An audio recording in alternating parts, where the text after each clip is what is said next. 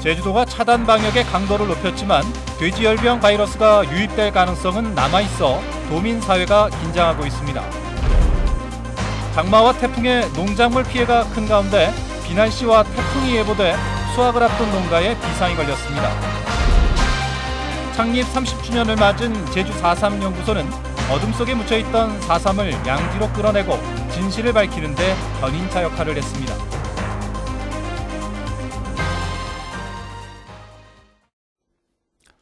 시청자 여러분 안녕하십니까? 뉴스데스크 제주입니다. 다른 지방의 돼지열병 확진 사례가 빠르게 늘어나면서 청정해섬 제주 역시 안심할 수 없는 상황이 됐습니다.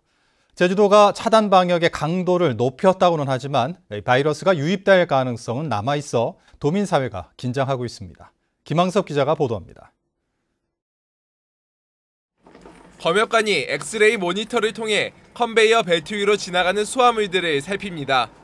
수화물 속에서 육가공품으로 의심되는 물건이 발견되고 수화물을 열자 중국산 소시지가 나옵니다.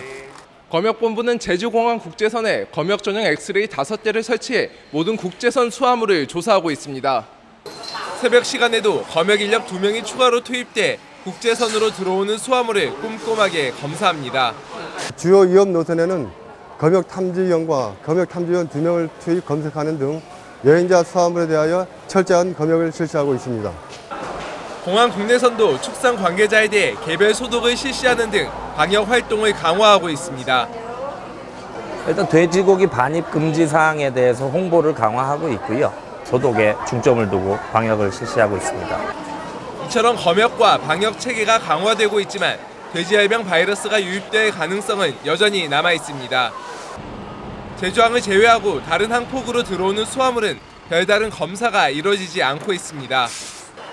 수화물 선별 조사가 이루어지는 인천공항과 김포공항에서 국내선으로 갈아타고 제주에 올 경우 완전한 바이러스 차단이 어려운 상황.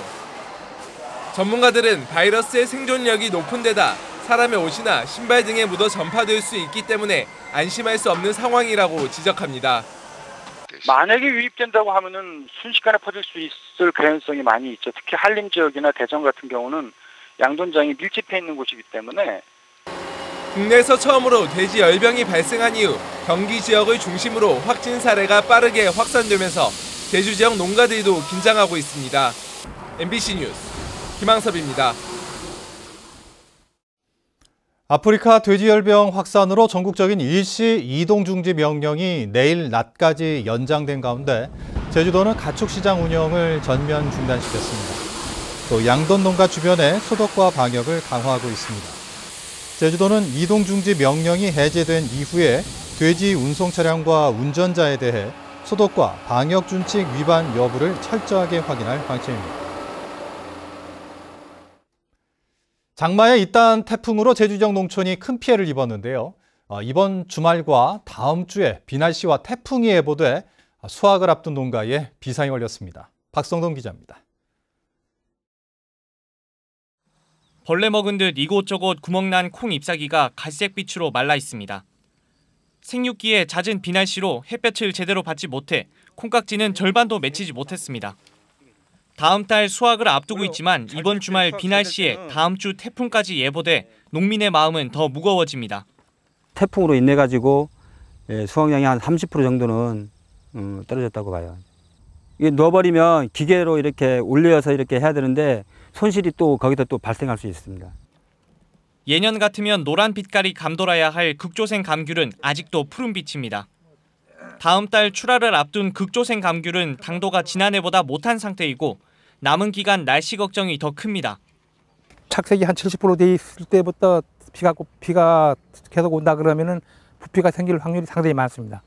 그럼 상품성이 떨어져 가지고 그건 뭐 출하도 못 하고 그런 애로점이 있어요. 비가 오지 말아야 되죠, 일단은. 11월 출하가 시작되는 조생 감귤은 가을 날씨가 충분히 건조하지 않으면 당도를 높이기도 어려워질 수 있어 너무 작거나 큰 열매는 솎아내는 등 품질 관리에 주의가 필요합니다. 조생 같은 경우에는 앞으로 수확치까지 40에서 50일 이상의 그 기간이 남아있기 때문에 색깔이 날 때까지 칼슘제를 뿌려서 품질 향상하는 데 좀 주력을 해주시고, 가을 장마에 잇따른 태풍까지 요란스러운 가을 날씨에 농민들의 시름은 더 깊어지고 있습니다. MBC 뉴스 박성동입니다. 극조생 감귤 출하가 시작된 가운데 비상품 감귤을 시장에서 격리하는 사업이 추진됩니다. 제주도는 사업비 18억 원을 들여 10월 한 달 동안 품질이 낮은 극조생 감귤 10,000톤을 수매해 농장에서 폐기 처분할 계획입니다. 보상비는 1kg에 180원으로 가공용 수매 단가와 같습니다. 올해 노지 감귤 생산량은 52만 8천 톤으로 최근 3년 평균보다 15% 많을 것으로 예상됩니다. 지난 1989년 창립된 제주 4.3연구소는 어둠 속에 묻혀있던 4.3을 양지로 끌어내고 진실을 밝히는 데 큰 역할을 했습니다. 창립 30주년을 맞아 그동안의 발자취를 되돌아보고 앞으로의 과제를 점검하는 행사가 열리고 있습니다. 오승철 기자의 보도입니다. 4.3을 입 밖에 꺼내기가 어려웠던 지난 1989년. 40여 년 동안 은폐되고 왜곡됐던 4.3의 진실을 밝히겠다며 제주시 용담동의 한 쌀집 2층에 연구소가 둥지를 틀었습니다. 그 진상을 규명해보고 규명함으로써 우리 도민이 그 억눌린 그런 삶을 다시 해방시키고 4.3 연구소는 이후 4.3 증언집 발간을 시작으로 각종 자료를 모아 집대성하고 해를 거르지 않고 국내외 학술 행사를 개최했습니다. 또 다랑시구를 비롯해 제주공항과 화북 등에서 유해 발굴을 하고 본풀이 마당과 4.3 기행 등의 행사를 통해 4.3을 제주는 물론 전국적인 문제로 부각시키는 데 앞장섰습니다. 이런 노력은 4.3 특별법 제정과 대통령의 사과로 이어졌고 진상규명의 토대가 되고 있습니다. 이 4.3을 지상으로 꺼내는 아주 중요한 역할을 했습니다. 4.3이 오늘의 위상을 찾기까지 민간단체의 4.3 연구소의 역할은 매우 지대했고요. 창립 30주년이 된 4.3 연구소에 남겨진 과제도 많습니다. 평화기념관에 누워있는 백비를 바로 세울 수 있도록 4.3의 올바른 이름을 정하고 미국의 책임 소재를 물을 수 있는 사료 발굴이 무엇보다 시급합니다. 이 정명의 문제란 무엇이냐. 아직도 해결되지 못한 미국의 책임 문제도 있고 그리고 지금도 진실이 가려져 있는 부분이 상당히 많아요. 4.3 연구소는 진상규명과 희생자들의 명예회복을 위해 30년 동안 이어졌던 여정과 기록을 모아 평화기념관에서 오는 11월 3일까지 특별전을 개최하며 새로운 출발의 의지를 다지고 있습니다. MBC 뉴스 오승철입니다. 제주 동부 지역에 집중호우가 쏟아져 주택 침수 피해가 잇따랐습니다.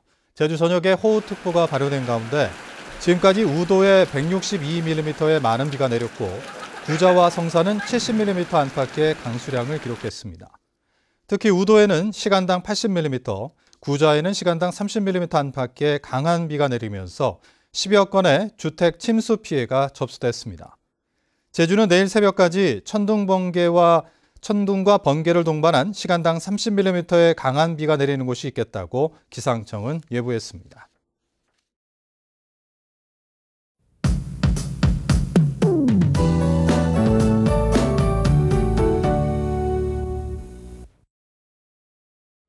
깊어가는 가을, 주말에 나들이 계획하신 분들 많으실 텐데요. 아쉽게도 다음으로 미루셔야겠습니다. 내일 새벽까지 강하고 많은 비가 내리겠는데요. 예상되는 강수량은 20에서 60mm가 되겠고 많은 곳은 80mm 이상 내리겠습니다. 비구름대가 계속 유입되면서 돌풍과 함께 천둥, 번개를 동반한 시간당 30mm 이상의 강한 비가 내리겠습니다. 비 피해 없도록 대비해 주시기 바랍니다. 일요일에도 하늘 표정은 흐리겠습니다. 오전까지 비가 내리겠는데요. 오후부터는 비가 그치면서 흐린 날씨를 보이겠습니다. 낮 최고 기온은 25도를 보이면서 선선하겠습니다. 다음은 자세한 지역별 내일 날씨입니다. 내일 아침 기온은 북부와 남부, 동부가 22도, 서부가 21도를 보이겠습니다. 낮 최고 기온은 북부와 서부, 남부가 26도까지 오르겠고 동부는 25도로 예상됩니다. 바다의 물결은 대체로 1에서 2m로 비교적 잔잔하게 일겠지만 오늘부터 내일까지 제주도 전해상과 남해서부 먼바다엔 짙은 안개가 끼겠고요. 돌풍과 함께 천둥, 번개가 치겠습니다. 항해나 조업하는 선박은 유의하시기 바랍니다. 주간 날씨입니다. 다음 주엔 대체로 구름 많은 날씨를 보이겠고요. 18호 태풍 미탁이 발생하면서 북상할 가능성이 있습니다. 기상 정보를 주의 깊게 살펴보셔야겠습니다. 날씨였습니다. 제주시 조천읍 선을 2리 마을회와 동물테마파크 반대대책위원회는 오늘 기자회견을 열어 제주시 조천읍과 원희룡 도정이 주민자치와 세계자연유산을 돈에 팔아넘겼다고 주장했습니다. 이들은 동물테마파크 사업자인 대명과 비밀리에 상생협약을 체결한 이장을 해임시킨 마을총회 결정에 대해 행정이 해임 불가 결론을 낸 것은 제주도가 개발 사업을 승인하기 위한 의도라고 주장했습니다. 이들은 세계자연유산을 제주도정으로부터 지켜내기 위해 청와대 국민청원운동과 새로운 마을 대표를 선출하겠다고 밝혔습니다. 오늘 오후 4시 반쯤 제주시 조천읍 교래리 사려니 숲길 부근 비자림로에서 관광버스가 도로 옆 도랑에 빠졌습니다. 이 사고로 버스 출입문이 막히면서 버스 안에 갇혀있던 승객 22명은 119에 의해 구조됐고 대부분 경상을 입은 것으로 전해졌습니다. 경찰은 버스가 빗길에 미끄러진 것으로 보고 정확한 사고 경위를 조사하고 있습니다. 해경 경비함정 함장이 부하 여경을 성추행했다는 의혹이 제기됐습니다. 제주지방해양경찰청에 따르면 최근 해양경찰청에 제주해경 소속 경비함정 함장 A 경정이 부하 여경을 성추행했다는 진정서가 접수됐습니다. 해양경찰청은 감찰반을 제주로 보내 A 경정에 대한 감찰 조사를 진행하고 있는데 피해자는 현재 병가를 낸 상태로 전해졌습니다. 정부의 예비 타당성 면제 사업으로 선정된 제주 공공하수처리장 현대화 사업이 본격적으로 추진됩니다. 제주도는 공공하수처리 시설 현대화 사업 기본계획을 고시하고 기본계획과 실시 설계를 거쳐 오는 2021년 공사를 시작해 2025년에 완공할 계획입니다. 현대화 사업은 하루 하수 처리량을 기존 13만 톤에서 22만 톤으로 증설하고 처리 시설은 지하화하는 사업입니다. 사업비 3,900억 원 가운데 절반인 1,900억 원은 국비 지원을 받게 됩니다. 제주도교육청의 생활임금이 제주도와 같은 시급 10,000원으로 결정됐습니다. 제주도교육청은 지난 25일 열린 생활임금위원회 회의에서 내년 생활임금 시급을 올해보다 300원 오른 10,000원으로 정하고 교육청 소속 기간제 근로자에게 적용한다고 밝혔습니다. 이는 정부에서 정한 내년도 최저임금 8,590원보다 16.4% 높은 금액입니다. 앞서 제주도는 내년 1월부터 적용되는 생활임금을 시간당 10,000원으로 정했습니다. 제주 지역 순유입 인구가 크게 줄었습니다. 통계청에 따르면 지난 8월 한 달간 제주 지역 순유입 인구는 242명으로 지난해 8월 770명에 비해 3분의 1 수준으로 떨어졌습니다.